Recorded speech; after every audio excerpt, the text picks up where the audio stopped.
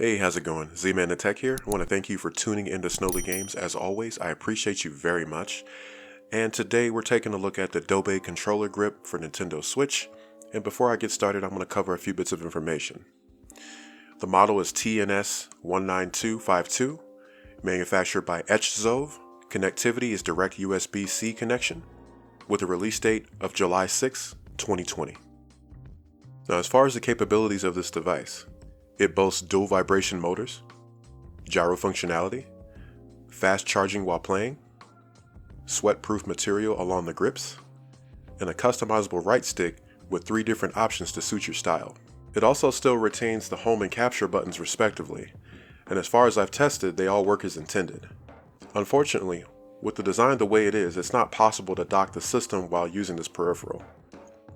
Performance-wise, I've experienced no latency with button presses and it feels very responsive.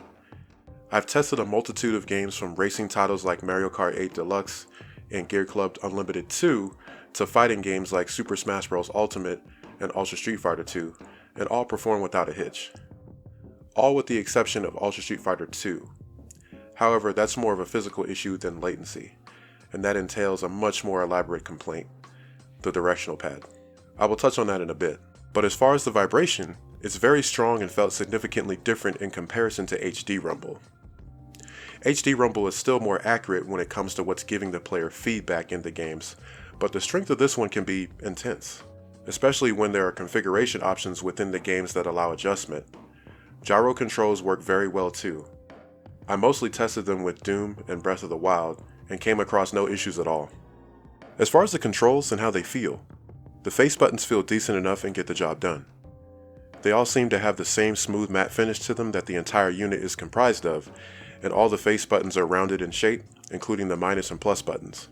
Speaking of which, the home, capture, plus, and minus buttons are all tactile as opposed to membrane. L and R feel similar to the main face buttons, however ZL and ZR are light and airy and don't have any resistance like you would find on an Xbox controller or the like, which is expected since Switch doesn't utilize analog access for triggers.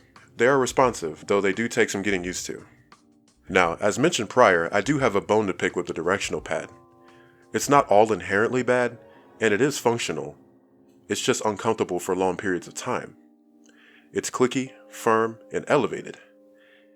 It does, however, have a nice concave directly in the center of it that helps with the rolling motion, but it's just so stiff that it hurts a bit while doing so.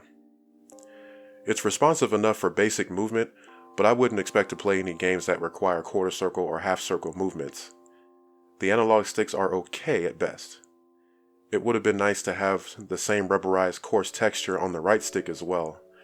The customizable right stick options are a nice addition, though the lack of a grippable texture is a disappointment. The smooth plastic slips easily underneath the thumb, and it's a bit of a shame. As far as the design, the overall grip is fairly ergonomic, though the width of the grips, where the buttons and sticks reside, feels like it should have been a little wider. It feels as if there is not enough room for the buttons to be pressed more comfortably.